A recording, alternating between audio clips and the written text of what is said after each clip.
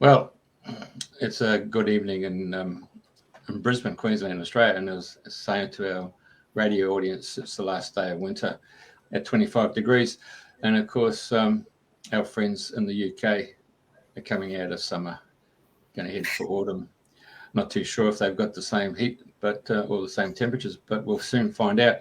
As you know, right at the very top, I'm down under, so that she's up under, none other than Andrena, and our guest is in the middle. And it's a well, good morning to you. Hi, good morning, Jeffrey, and good morning to everybody that's listening to Dreaming the New Dream or listening on any of the replays. So today we are on the last day of August and it's pouring with rain here, and I think it's about 13 degrees. I've even got the fire on at the moment, so need I say any more? Anyway, it's my great pleasure to welcome Claire Donovan this morning, shamanic medicine woman in Dorset. So welcome, Claire, and thank you for agreeing to be our guest this morning. Thank you for having me. Hello, everybody. Hello, great pleasure. So I have to say that I have been to the Merkaba retreat. I got taken by a friend and I went to the one of your drummings, and there wasn't many of us there, and it wasn't long after I had the accident, and I remember I laying on the floor and I was in agony. But we had a beautiful drumming with Steve Cloudsong, and it was a very magical evening. And I loved your space. I loved the retreat that you've got there. It's absolutely beautiful. It's on a ley line. It's got all sorts of magical things there. So what I would like to know, and I'm going to jump in straight away, how did you find it? How did you and Matt find the Merkaba, and how did it all really start? Well, we bought the property right back in 2001, and I already had a house. I lived near Wimborne, and I saw this property advertised, and I really wanted some land. So it was in a little village called Winterbourne Houghton. I'd never heard of it. I knew Blandford, obviously, so we came over here.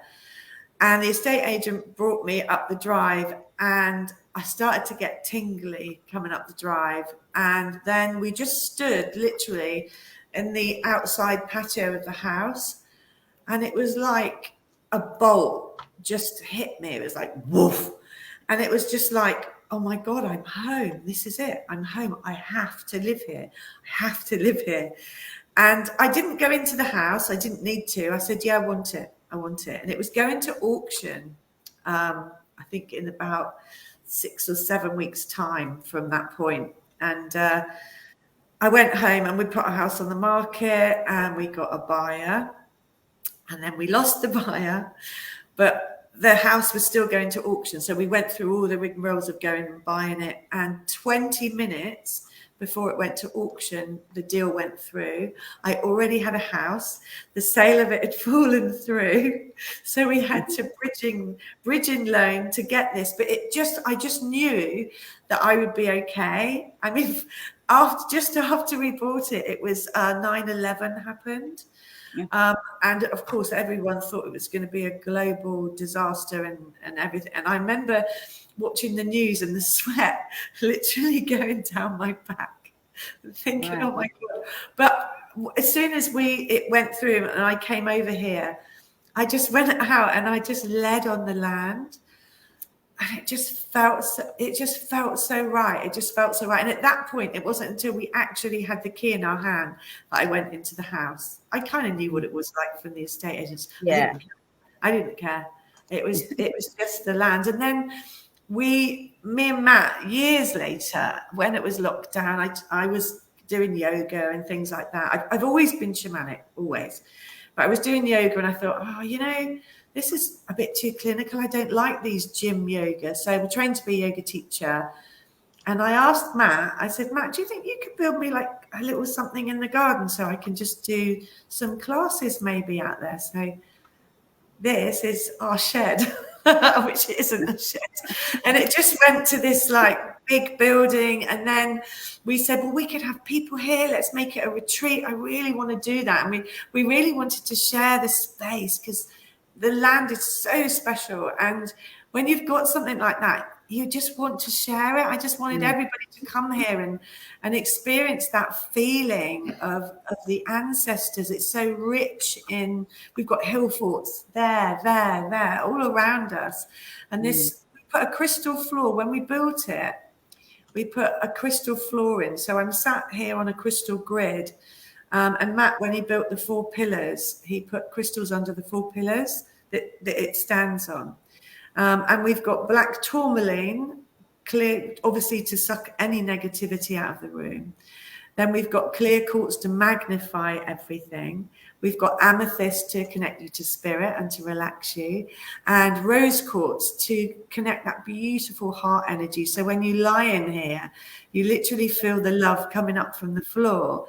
And then we've got copper everywhere that when I play the gongs, they connect to the ley line, and it's literally like, it literally buzzes through you. So it's incredible. And then Matt has literally, and myself and another guy, a friend of ours, have literally built it ourselves with these bare hands from the ground up, basically. Well, if Matt wants to build me a shed similar to yours, I'd be very happy. Tell him. I think he's done with sheds. I'm sure. I'm sure. But yeah, and he's just about to build a crystal cave here, which we're very, very excited about. And we're going to dig it into the land, into the hill at the top. We had to find the right place for it. So it's going into the hill, right into the land at the top. So it's by the fire pit. So it sees the moon in its cycle across the sky. So from the rising of the moon in the east, you can see it from that spot, and it goes right the way across until it sets in the west. Magic. So Yeah, I know it's a very magical place, and I know I came to a goddess day as well. That was really lovely. I can't remember, what was there, about 25 women there? No, there was 70. Oh, was it? Oh, right. Well, it's just a bit off there. It's been a long life since then. And I know, you did all sorts there. There was healing, there was gonging, there was singing, there was chanting. And it was lovely. I so enjoyed it. And Oh, there you are. Oh, God. Looks like I'm holding a lemon. I think it was some sort of rattle. It was, yeah. She gave us these little rattles, didn't she, Magdalena? Oh, yeah, that's right. Yeah, Magdalena. And because I went to something first in another wood not far where I can't remember what it's called now. And that's where I met Magdalena. There's something woods. Yeah, it's literally just over the hill. The 2 girls that run it are lovely. Yeah. Yeah, and then I met oh gosh, the other lady that does sound. I've forgotten her name a minute. And it was through her, she took me to yours. Diane, beautiful Diane George. Oh yeah, Diane, that's it. Yeah.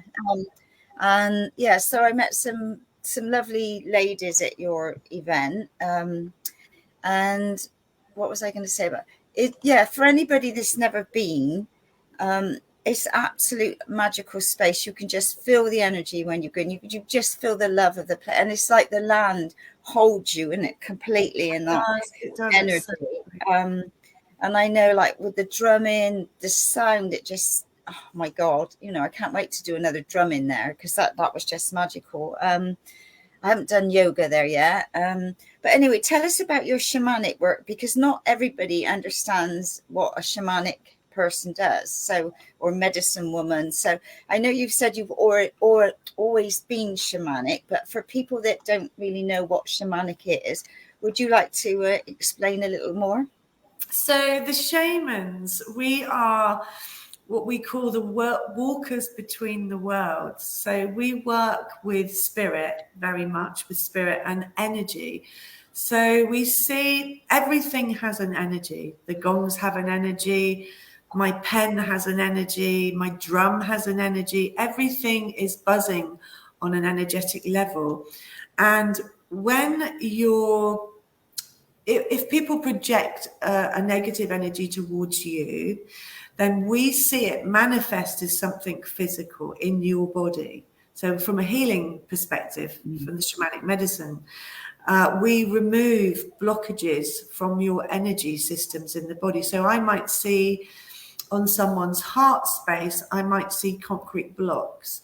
I've seen swords. I've seen a stake on fire, all sorts of things. It'll manifest as something, and it's usually some sort of metaphor as to what's going on with the person. So we remove that, and we use the light from the soul star, and we bring that down, and we fill the space with light. We first of all clear it, we blow it into the fire, and then we fill that space with light. We then sew it up, not really, but sew it up. Yeah. And we bring the light down, and we smooth the space, and we seal that space so nothing else can get into that space. So that's what we call an energetic healing. But when we start to heal, I go into my body and I step out. So I'll take myself, and my ego goes over and sits in the corner. And then we bring in our guides, and we actually bring in spirit. So it's a bit like trance mediumship, but not that you take over the whole face and things like that. So we'll bring the spirits into us, and it's through us that they work. So it's not me, Claire, I'm sat in the corner. It's the spirits and the guides of myself, and maybe the person that I'm working on, that will come in and work with them. We work with animal guides, very much with animal spirits, and we work with the three worlds. So shamanically, we work with the lower world, and the lower world is where you would go to ask questions, things that you need answers for. So say I was going to work on somebody, I might go to the lower world just to have a journey with them and find out all about them. So in the lower world, we work with plants and we work with animal spirits.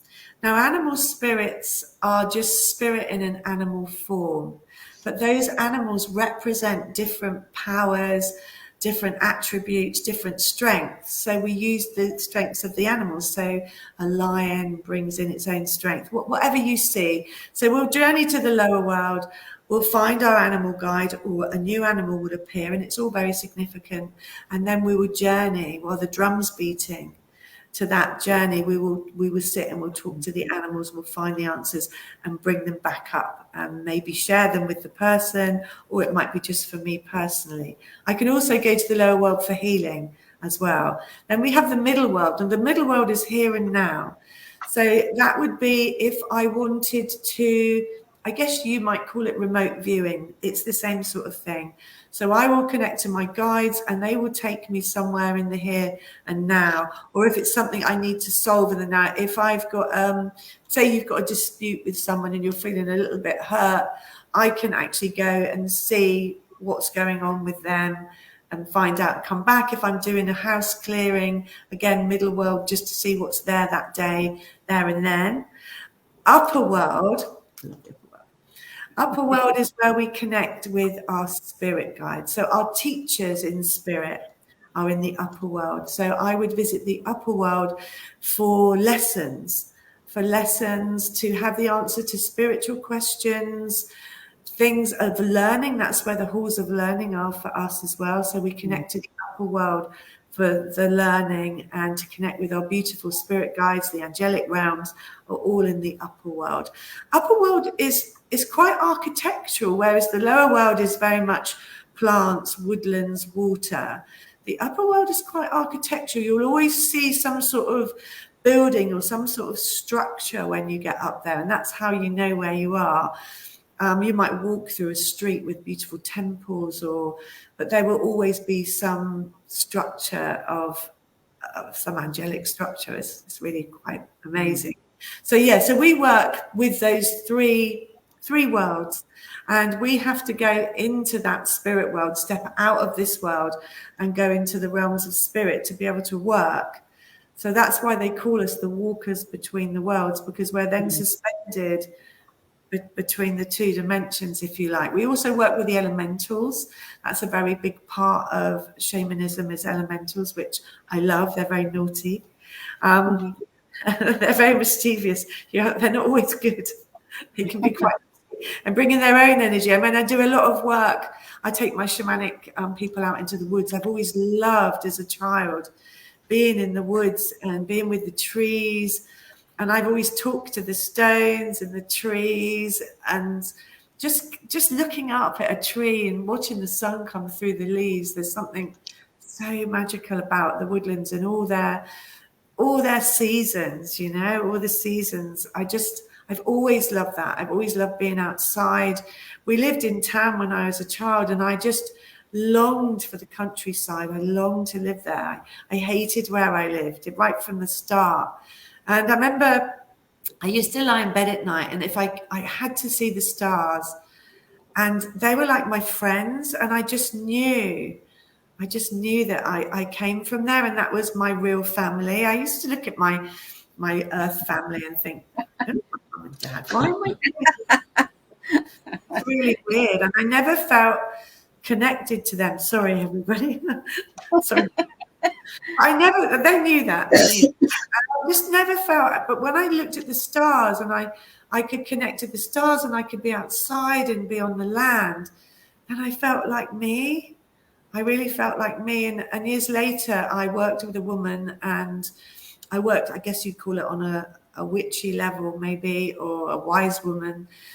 And it just all went click, click, click, click. And she said, why don't you're shamanic, why don't you train to be a shaman? So it was only recently that I actually just went through the training to get the certificate, so that I could then be a shamanic practitioner or medicine woman, to be able to share that with people and bring that work. And it's such rewarding work. I absolutely love it. I love it, love it, love it.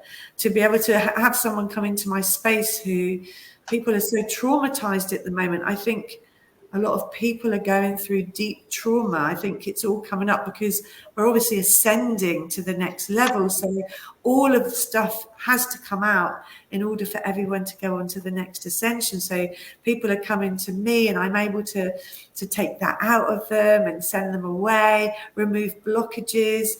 Once you've had blockages removed, you'll go shoo, and you will just be able to go on your path. Things will come in, financial gain, partners, all sorts of things.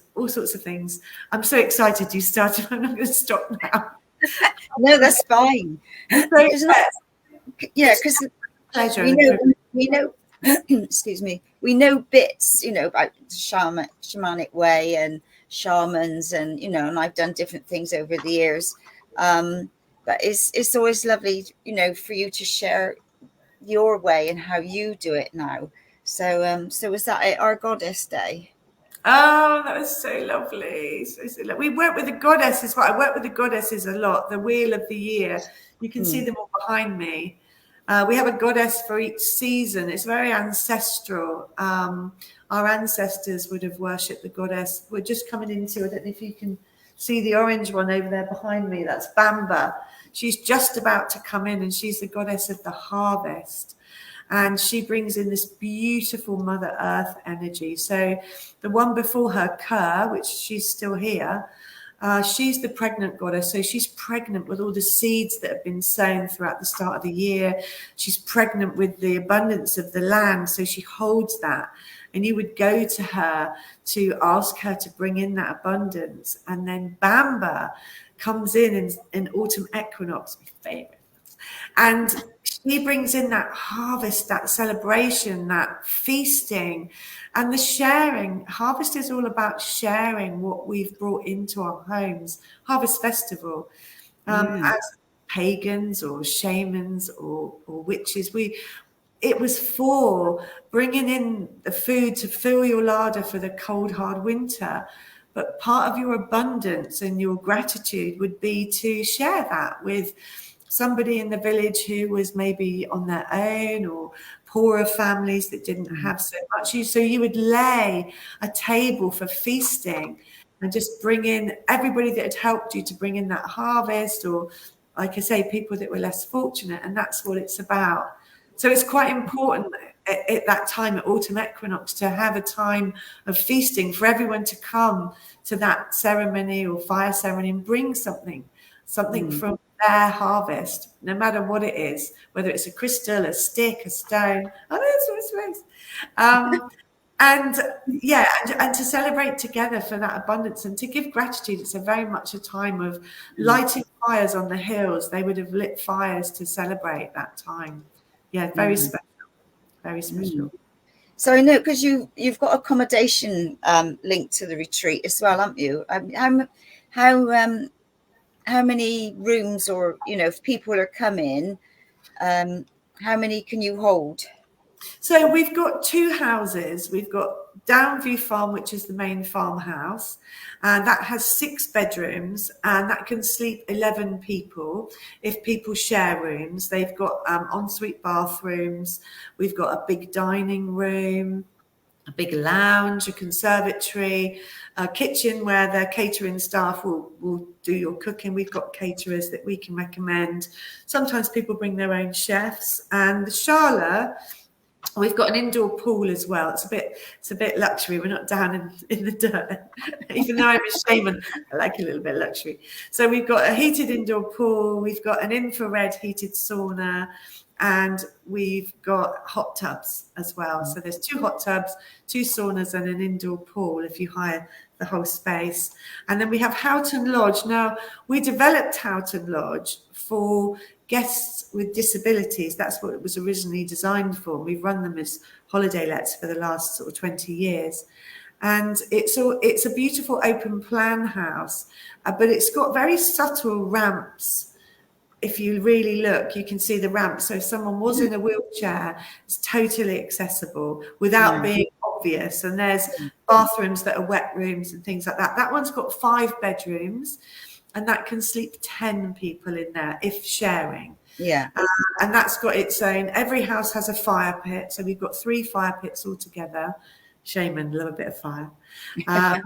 So we've got the main one at the Merkabah Retreat, which is here. And then we've got one in the back garden of Downview Farm. So when you're dining, you can open the doors and you can see the fire while you're eating, if you wanted to do a ceremony like that. Then Houghton Lodge, Matt planted a woodland, a little tiny woodland, and we've got this gorgeous fire pit in the woodland, which again sees the moon rising. So that's quite a nice one for summer moon ceremonies, because the moon rising comes straight in on that fire pit. We've got goats which live in an ark, which my husband also built. It really is an ark. And then we've got sheep that we rescued as well, and we've got a horse and a lot of rescued chickens. So there's a lot of animal energy around here too, and a beautiful Frisian stallion called Kyla Renz, who is the most gorgeous soul. So he also lives here, but he's kind of retired now. But he's a very spiritual, our horse. So you kind of, when you hire the space for a retreat, you get both houses if you want. You can just hire one. Then you get the Shala, the fire pit. We've got bell tents for meditation. We've got a horse box, which is our beauty room. We've also got a couple of caravans, which you can also hire. We've got Betsy, who's really cute. And we've got the bitch, who's a bit posh. She's a bit like our trailer, so we call them Betsy and the bitch. And then we've got extra accommodation. A friend of mine runs a beautiful Airbnb across the road, 2 rooms there. And my friend next door's got a log cabin. Plenty of space. Perfect. Yeah. So if anybody was looking for a space to do any work or workshops or one-on-ones, I highly recommend the Merkabah. It is absolutely beautiful.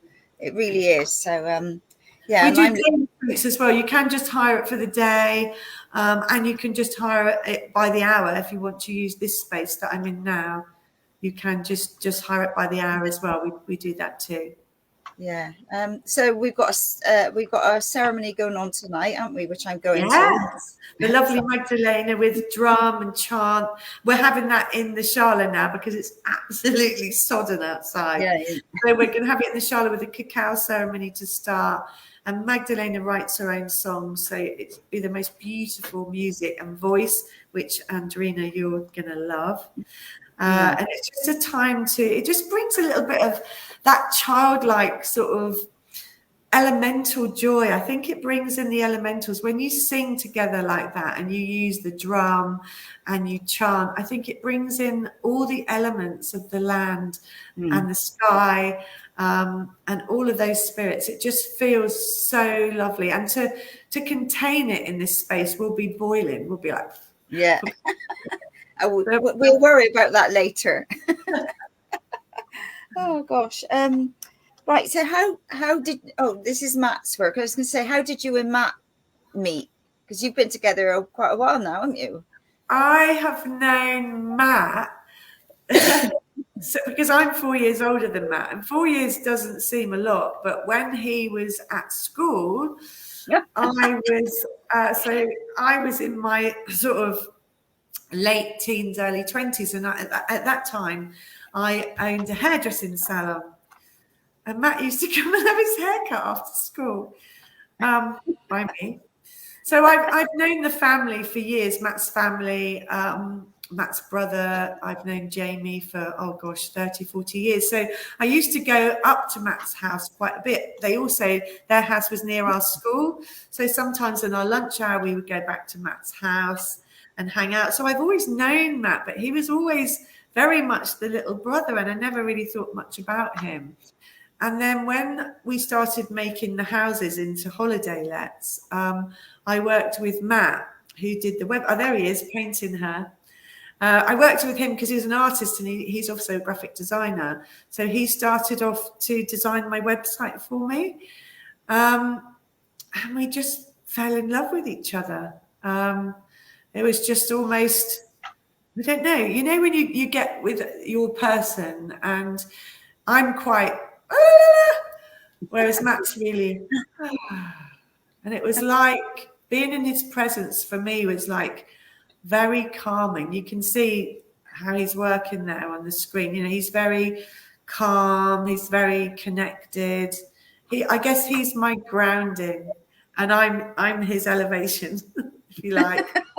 It's a good mix. But yeah, we just fell in love, and he went on holiday. I didn't, we kind of realized something was happening, and he went away, and we both really missed each other. When he came back, that was kind of it. And when he kissed me, I really saw stars. It was like, and then don't not very often. Yeah, no. Well, we've been together a while now. But yeah, and it just, that was it. Once we'd sort of kind of stepped over that friend threshold, that was it. And within 3 or 4 months, we were living together, and we've never talked about it yet, have we? He's here, he's in the background. Yeah, I know he's there. We've still not ever talked about living together. I found a house in the village away from here, and I walked in the door and I said, yeah, have it, thank you. It's a dear little cottage, and he hadn't even seen it. I said, we've got a house. I thought it was a house. And we just moved in, and it's lovely. It's our little home. We don't live here, obviously, because this is our business. And yeah, that's it. And we got married 7 years ago, and we had there's the stone circle. That's the Valley of the Stones. Is it? Oh. Well, I'm definitely going to go there then. Yeah, that's Lionsgate. That was on the Lionsgate tour. We went down, and that was playing with his drone, and I got bored of him playing with his drone, so I just got on with it. And then, so that was, he just naturally filmed it, which was really lovely. And it from that point, so many things happened to me. So many different things came in. I now see colours around people. I did a workshop just after that. It was a yoga workshop, actually, which I do, but it wasn't mine. And I kept looking around the room, colours around people. I kept looking again, and yeah, I can see colours around people's heads and things now, and know how they're feeling, but only since then. So it's a truly magical place. I think when you work with the ancestors and you give gratitude, which is what I'm doing there, I'm clearing the space of any energies which might have been brought in, and you give thanks and you leave them offerings, they will give you back so much as well. You'll get so many gifts, spiritual gifts, from going out onto the land and just giving it some offerings and saying thank you, really.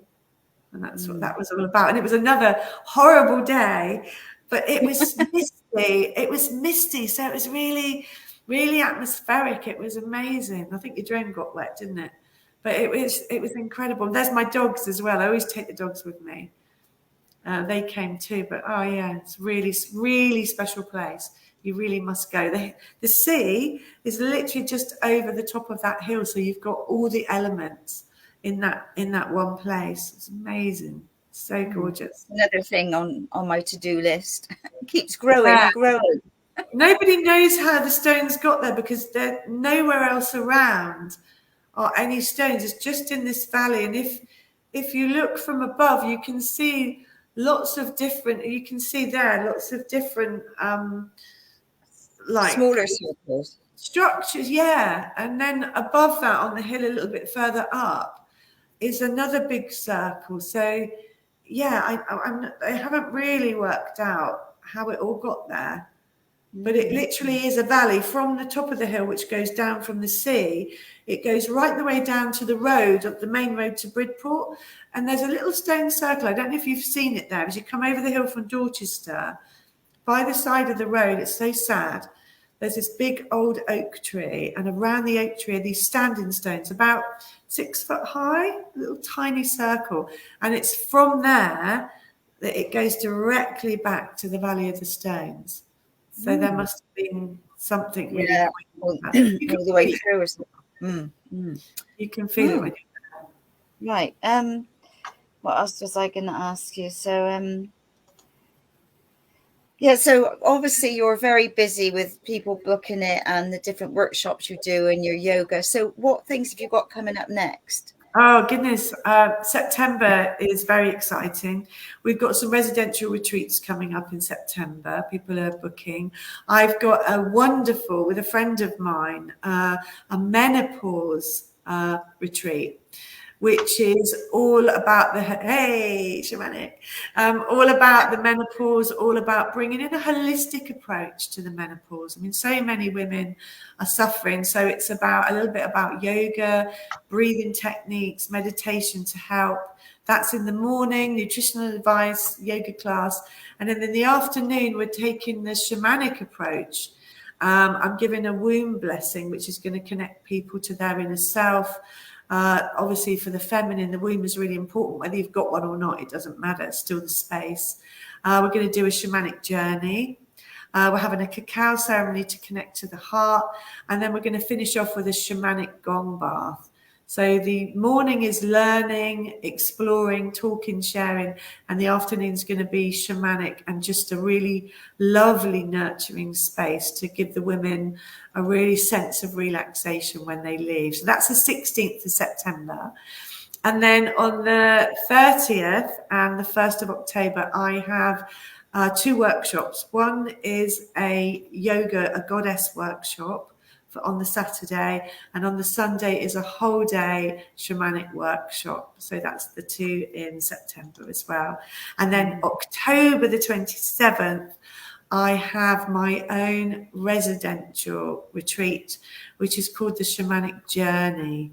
And that's all about teaching people how to journey, how to take their own journeys, how to explore the shamanic journey. Also, that time of year is Samhain or Halloween.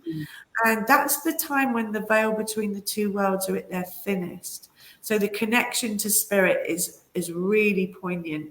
And it's a time to worship the ancestors and give gratitude to our ancestors. And obviously you've heard of Day of the Dead. Same sort of thing. Our Samhain, Halloween is like Day of the Dead. So I'm bringing in for one of the evenings, because we're going to be connecting to spirit shamanically. But for one evening, I wanted people to experience connecting to spirit, actual spirit, through a medium. So they're going to have a demonstration and a connection, and messages are going to come through from their family, ancestors, actually through a medium. So they'll see the two sides of working with spirit. And also they can have readings on that evening. So it's going to be a really lovely day, all about the ancestors. We bring photographs in of our ancestors. We make an altar. we give thanks and gratitude. It's really quite beautiful. Cacao ceremony.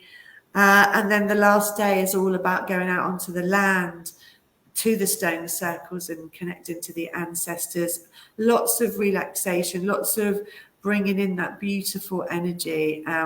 It's about, someone said to me, what would it be for you? And I said, I think it would be me about 10 years ago when I wanted to find my tribe, and I wanted to be with a group of people that I felt I belonged to. You know, when you've got friends that kind of don't get you and they think you're a bit weird, but when you're with your tribe, it's great because you can relax, you can be you can use your voice. I can chant, I can drum.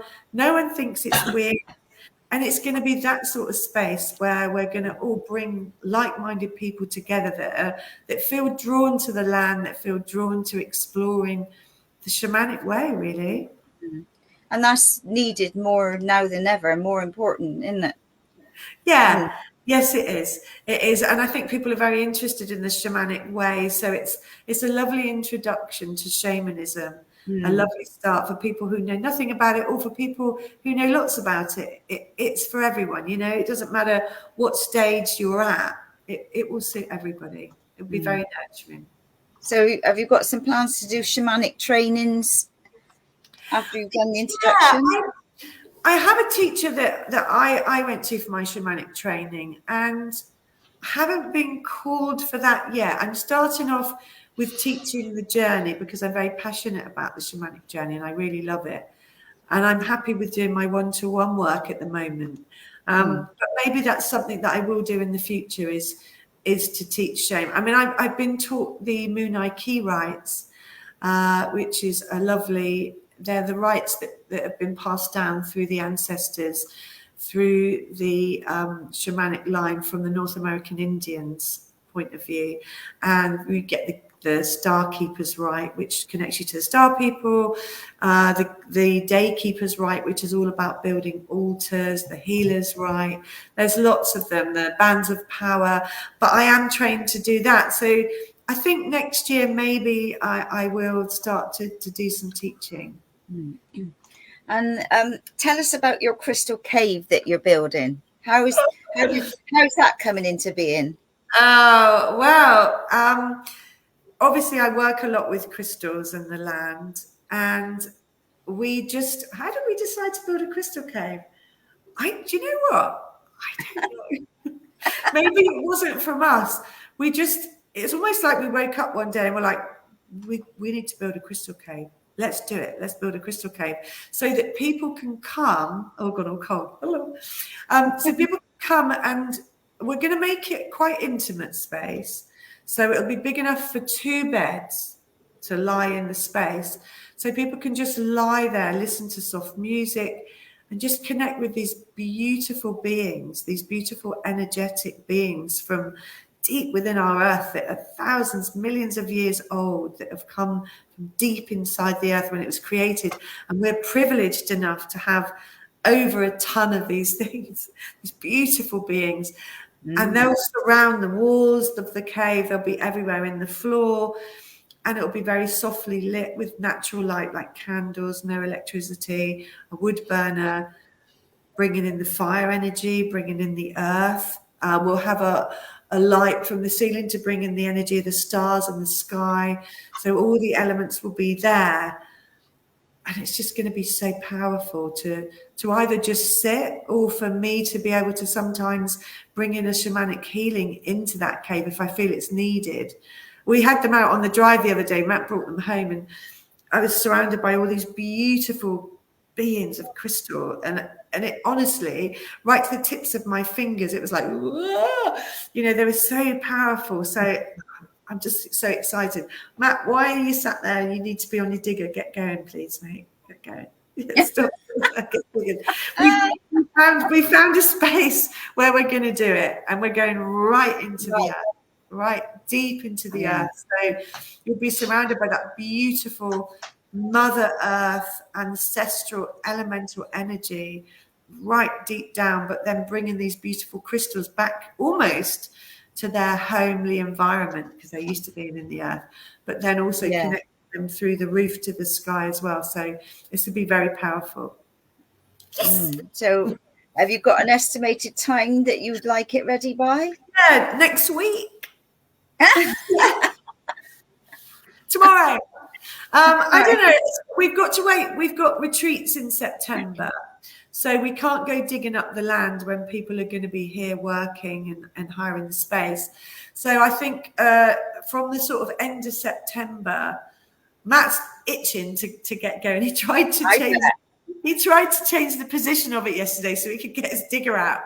And I said, no, it needs to be there. It needs to be there. So yeah, we have to wait to the end of September. So hopefully October, November time, but it will definitely be open for our second birthday on the 8th of January, when we always have a weekend of celebration. So we have a big festival on the 8th of January for 2 days, and we'll be definitely opening the Crystal Cave then.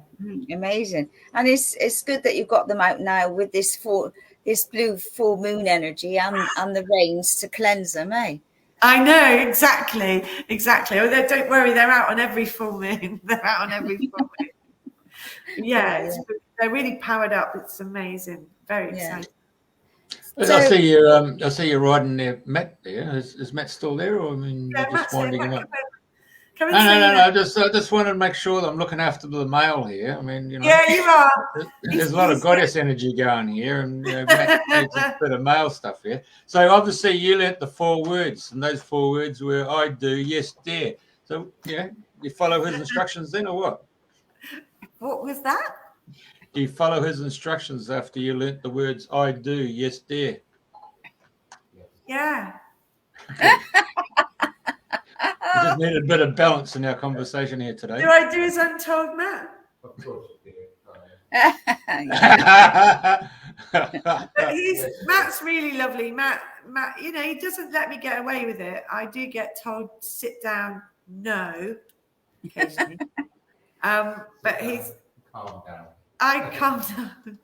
But he's just so clever. I mean, I'm very, very lucky. He's really clever, really talented. Not only is he a talented artist, but he's also now a talented builder. He can build chalas and crystal caves. So I mean, you really enjoy the planning, don't you? It's just the creativity. It's the creativity, like he says. Sorry, this place. He can come on screen, tell him. Bring him in. See you now. Come here. I'm going flat on the floor. He's led down. Let's see the difference. Yeah. Say no more. Hi, Matt. Hiya. This place has just changed so many people's lives. It's been incredible. And that's what it's all about, isn't it? Being change makers. Yeah. And I don't know, why did we build it? It was with a shed. It's like the Crystal Cave, like you said. What I don't remember sitting down with you and planning it. Do you? We just kind of woke up one morning and it was literally like that. We're like, build a Crystal Cave, yeah, let's do it. And then Matt did. That's what he built. Yeah, and then Matt did some work. He works for a company, a crystal company. And Matt did some work for them, and they said, "That's it. Their illustrations." Well, you tell them. Well, I did some illustrations, and then the company, the chap who owns it, has become a really good friend, and so we sort of like hit off ideas and stuff. And said, "I'll do you a deal," and I've got a opportunity to get all these crystals, and so I did these illustrations, and then we had a huge shipment of crystals arrive. I was like, great, we've just got to do it, haven't we? It's from a family-run mine in South America, so we know that they're ethically sourced, so we're quite happy about that. And they said to Matt, you do the artwork. We know that you want to do your crystal cave. We didn't have any crystals. We didn't have a clue where we were going to get them. And then he said, we really are very excited about this, and we'd like to be involved. So Matt got paid in crystals, and I'm very lucky that Matt got paid in crystals. So I think that it's going to be the largest in the UK. The Crystal Cave is largest in the UK. Oh. Really? Yeah. Wow. So it's not built yet. The amount of crystals. The amount of crystals. Of course, yeah. But it's really exciting. So we've just got to get it right, position it right, and so I'm drawing it all in my head at the moment. I'm planning it all out in my head, and then we just go and do it. I let Matt do the plan, and then we have a little argument because I don't maybe like something he's done. I go, no, we're not having that, and then we calm down, and then we sort it out, don't we? Usually ends up how I want. Well, I can't argue too much with the creator because he's the artistic side of the partnership. I need to tell you about the trees in the Shala here as well. If you look at the picture of the Shala with the trees that are alight, by the doors we've got these trees. And they were from the very first bouquet that Matt gave me when we were together. And we planted them on the land here, and they grew into 2 beautiful curly willow trees. And we asked the trees when we built the Shala if we could have some branches, and we were allowed to take 2 branches, and they're in the Shala here. So I know they're beautiful. I love those trees. Are they? Have you got them on any of the pictures? Yeah, there was one of it. It's all lit up. He showed it just now with the mats out. And but can you see the trees in there? Yeah, you can. Oh, can you? So it brings the outside inside, doesn't it? It's like the outside. Yeah, it brings the outside. Yeah, there they are. Over there. Oh, yeah. See the lights. With the fairy lights. No, not the fairy lights. You've got some other ones in the corners, haven't you? Must be up this end then. Oh, they're just little bush trees, but no, you probably can't see the trees themselves in that photograph. Yeah. But where the fairy lights are, they're wrapped around the trees. Yeah, there you go. There you go. They're wrapped around the trees, so the trees are in the corner, leading the inside out. So it's sort of connecting to the outside world, really. And they're curly willow. Yeah, there you go. From a bouquet of flowers. From a bouquet of flowers. Yeah. How romantic is that? I know. That kind of brings the love element into it, Yeah, because you've got a lovely deck there, haven't you? And you've got compost toilets. You've got a couple of compost toilets as well, haven't you? Yeah, got compost toilets, decking out there with a little pond that, again, Matt built. So you can hear the waterfall going. We've got like a water feature. And that's nice when I'm running, if I've done a yoga class, and afterwards with Shavasana, you can hear the water and it's all quiet, and you can connect to that water element, which is really lovely. We've certainly got a lot of water element here today, more than enough. Yeah, I'll be coming by boat tonight. Yeah, I know. Hopefully it will clear up, but not look very hopeful. Yeah. So, you're going to give us a dong or what? On the gongs? Of course. Would you like me to? Of course. That would be lovely. I'll introduce you. Let me give you a little session. Okay. Close your eyes. Have you ever been to the... Oh, 1 second. Yeah, go on. All right, look at that. Have you ever been to the Goddess Festival in Glastonbury when all the goddesses arrive from all around the planet for the festival? Do you know I haven't, because every time I've missed it. But my teacher, who I've learned all of the goddess lessons from, she goes every year, and something's happened every year, and I've never made it. So next year I have to go. I always go to the temple. Tell us what the gongs are. Which one's who and who's? Okay, so this is Michael. So he's been made. He's literally a one-off, and he's got his own frequency. So he's quite deep.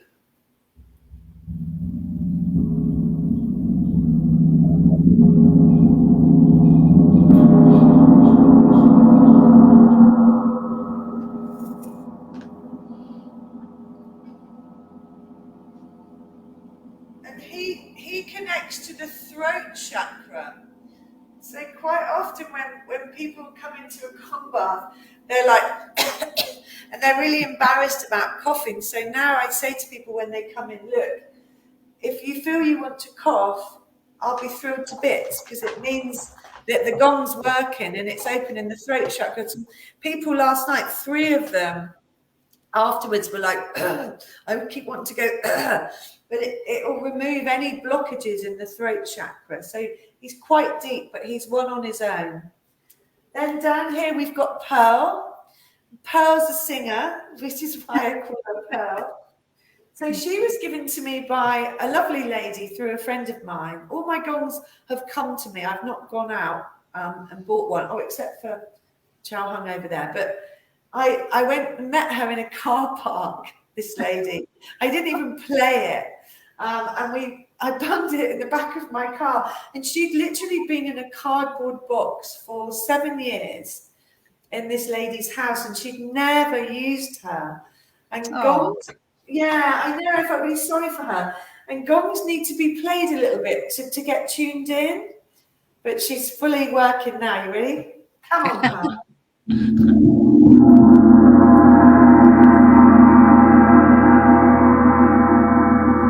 So she's got that lovely, when she plays with him, they start to connect to each other, and they start to, you'll play one. Can you hear? They're almost like talking to each other. And then these are starting to wake up too. And even like tonight, I'll leave them uncovered. And when we're drumming and singing, when you stop, do you remember when we had the drum circle? They'll be singing. It's incredible. Yeah. That's Pearl, that's Michael.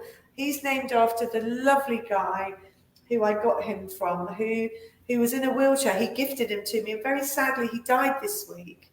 So he's really, really special. Yeah, he just arrived on my doorstep as well, as did Pearl.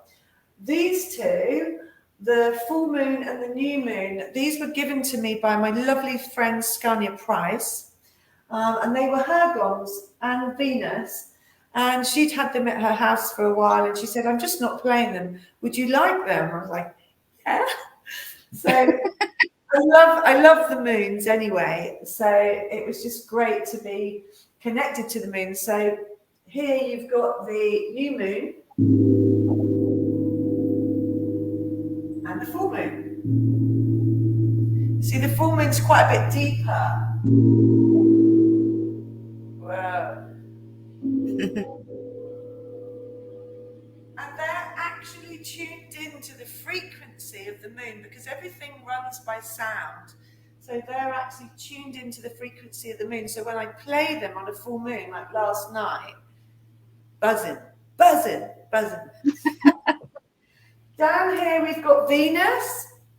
Venus is great. I use my gongs in my shamanic healing as well, because of their ability to remove blocks and things like that, and also to heal the body, because everything vibrates. So within our bodies, we're mostly water, and on the top of our head, the vagus nerve is like a net which goes down through our inner ear, which has water, obviously, and then it goes down through the stomach, and from the stomach it connects to every organ in the body, every major organ.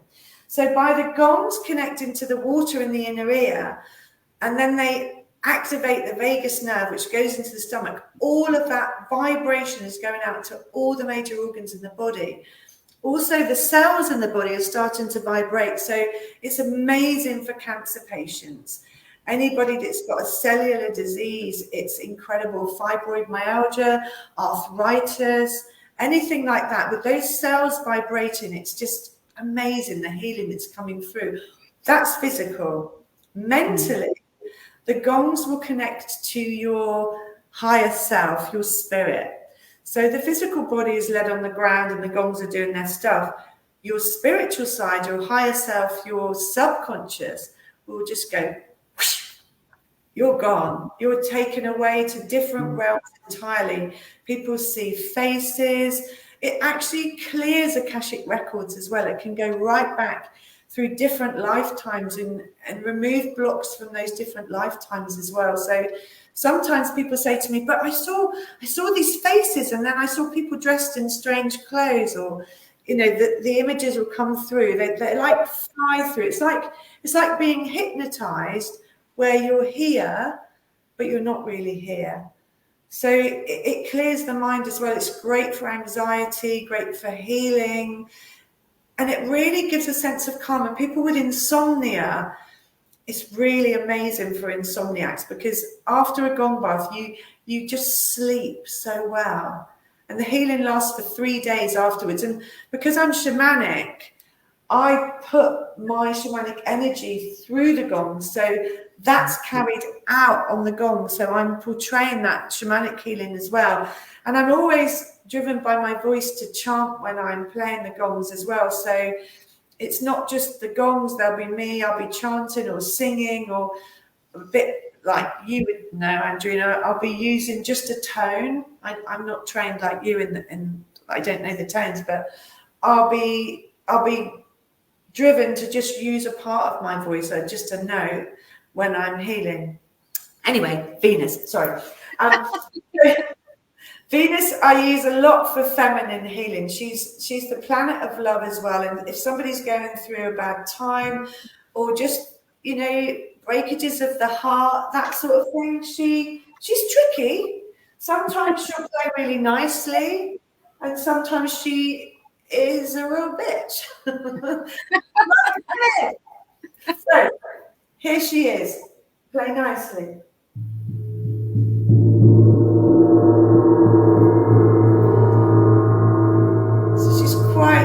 She's quite high pitched. That was quite nice today. She's played nicely for you. And then we've got Chow Hung. Now, I went to a festival and I'd wanted a winged gong for ages, but nobody I knew had one. So I thought, oh, well, one will come to me. I know it will come. And I went to this festival, and it was a tiny festival at Gaunt's. Do you know the one, Andrena? Yeah. And there was just about 4 or 5 stalls lined up selling things, and I just saw him, and I'm like, oh my God, it's a wind gong, it's a wind gong. So I went and I played him, and the guy, I was doing a gong bath there for people, and the guy said, do you want to take him and play him in your gong bath? And I said, oh, that's like giving someone a puppy. You're never getting that back, are you? And he did. And he did. So he connects you to the elements, very much so. And sometimes it's like hearing 1,000 voices in a gong. Really? And sometimes it's like being in a thunderstorm. Listen.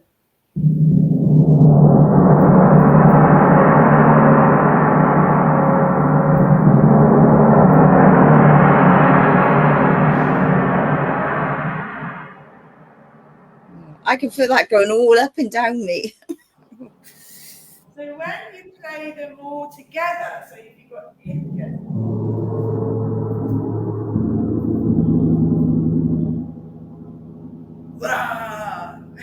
Magic. So just imagine that for like an hour, which is about, you play the gongs for about 45 minutes. And then after that, it's about 15 minutes where I use a lot of sounds. I use my rain stick. I use my Tibetan singing bowls to sort of bring people just very gradually back into the room, because where they've been so removed from their body, you have to very slowly bring that back. And then we usually finish with a chant, because I find that chanting is very grounding.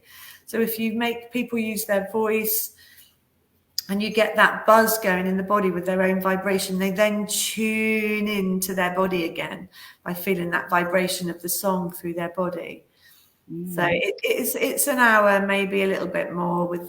I take them into a meditation before. Sometimes I'll do a shamanic journey, and I'll take them into the shamanic journey, whichever world we go to, and then I'll leave them there, and then I'll play the gongs, and then I'll bring them back out of the journey with my drum. So they've had a whole experience. So while they're in the shamanic journey, they're hearing the gongs. It's really powerful, really.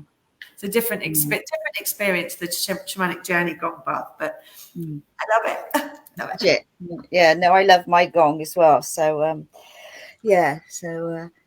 oh, right. So well, we're coming near to the end. So is there anything else you'd like to share, or any words of wisdom before we finish up? I did write a few notes here. Here's me put my glasses on.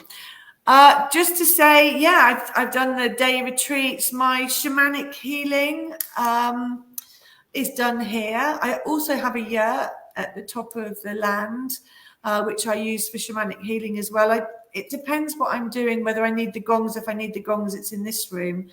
But that can be booked by our website. And I like to speak to you beforehand. And then I set out a crystal grid. I'm just intuitively driven to set out a crystal grid for my client. And then when you come, you lie in the middle of that on the bed. And the grid that I've set up is always poignant when I get the person in my space. It makes sense at the end, if you like, why I pick certain crystals and why we've used them. I also do, as you know, gong baths and cacao ceremonies and goddess ceremonies. All sorts go on here. I just say to people, keep looking at our website and to see all the things that we've got going on here, because there's an awful lot. Summertime, like August, is a quiet time because people are on holiday, so there's not been much going on in August. But from September now and for the winter, there'll be all sorts happening. And I'll do another residential retreat in January and one for summer solstice next year I've got planned as well, which will be really nice. Just keep your eye on the website, really. Yeah. Fabulous.